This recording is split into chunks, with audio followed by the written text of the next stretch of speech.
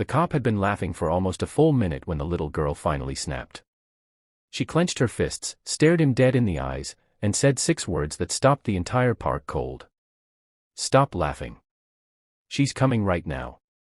Most of the crowd thought she was lying. A 12-year-old girl claiming her mom was in Special Forces. Even the officer couldn't hold back another chuckle. But the moment that engine rumbled into the parking lot, the moment that tactical jeep rolled in like it belonged on a battlefield, the laughter died. Because the woman who stepped out didn't walk like an ordinary mom. She walked like a storm that had been waiting for someone to challenge her. And in the next few minutes, Officer Daniels would learn a painful lesson. Never underestimate a child. And never mock the mother of a warrior. This is the story of the moment a cop laughed. And instantly regretted it the second she walked onto the scene.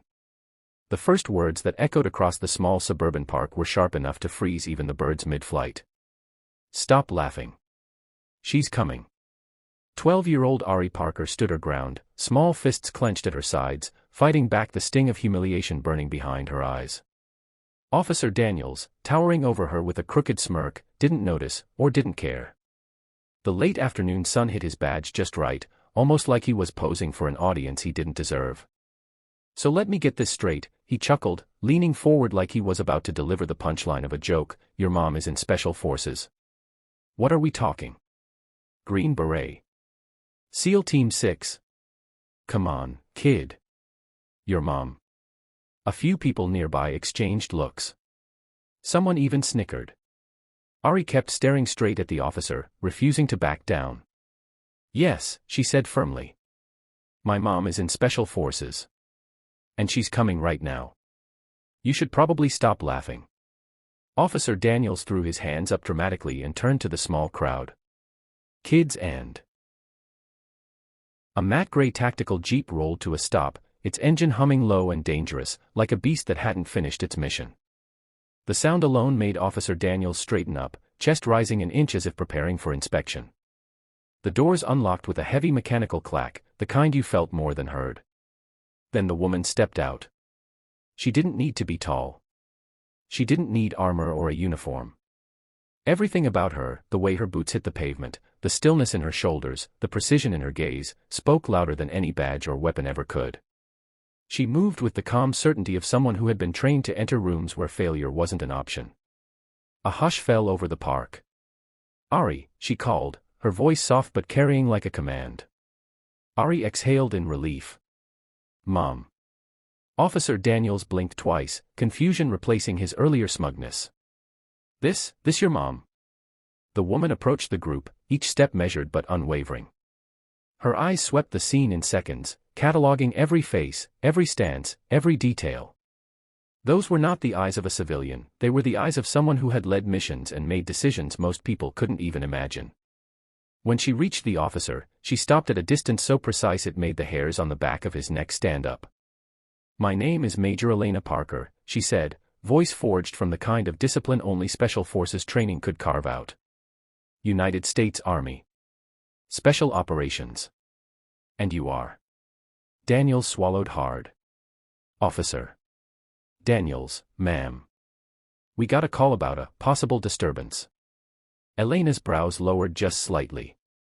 "A disturbance? My daughter was sitting alone, waiting for me. And instead of ensuring her safety, you mocked her." The crowd turned to the officer. Silence hit like a shockwave. No one dared move. No one dared interrupt what was coming next.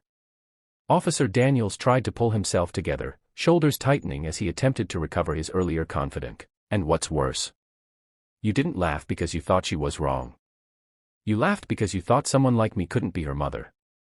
The officer froze. The crowd stiffened. At that moment, the air felt heavier. This wasn't just a correction, this was a reckoning. A moment where ego met truth, and truth won.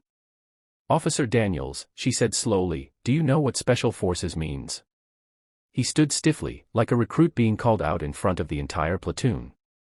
"Elite military training," he managed to mumble, his voice suddenly small, like a student who realized the exam had already begun and he'd studied the wrong chapter. Major Parker nodded once. "Yes. But it's more than that. It means preparation, precision, discipline, and above all, awareness. She stepped past him and gestured toward the playground with the effortless authority of someone who had led real missions in real danger. When you arrived, did you notice the men sitting alone on that bench? Daniels blinked. His brows pulled together.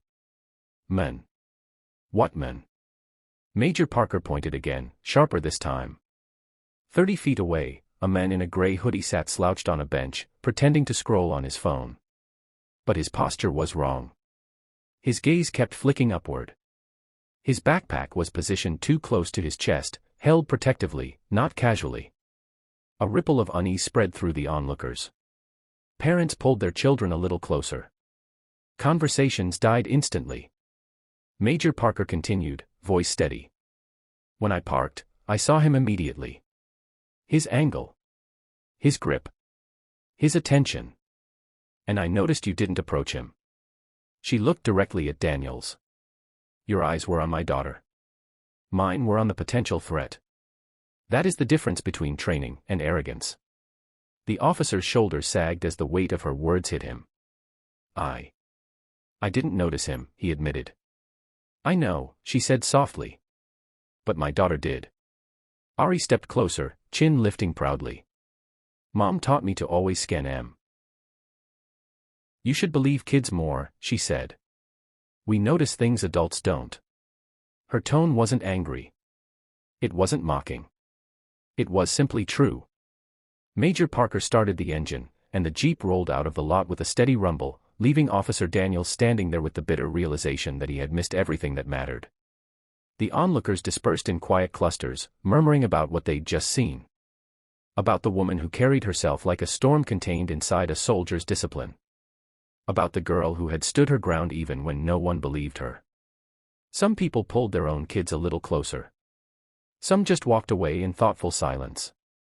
Because what happened that afternoon wasn't just a moment of embarrassment for a cop. It was a reminder. A reminder that strength doesn't always come wrapped in muscle or rank or volume. Sometimes strength is measured in awareness, calmness, and quiet confidence. Sometimes it comes from the person you least expect. And sometimes, the quietest kid on the playground is the daughter of a warrior. If you learned something from this story, remember this. Strength doesn't always shout, sometimes it arrives quietly, in boots that know exactly where they're going. Ari didn't need to prove anything that day. Her mom's presence did it for her. And maybe that's the lesson for all of us. Treat every person with respect, because you never know who they are. Or who they're standing behind. If you enjoyed this story, hit that like button, subscribe for more real and dramatic tales. And I'll see you in the next video.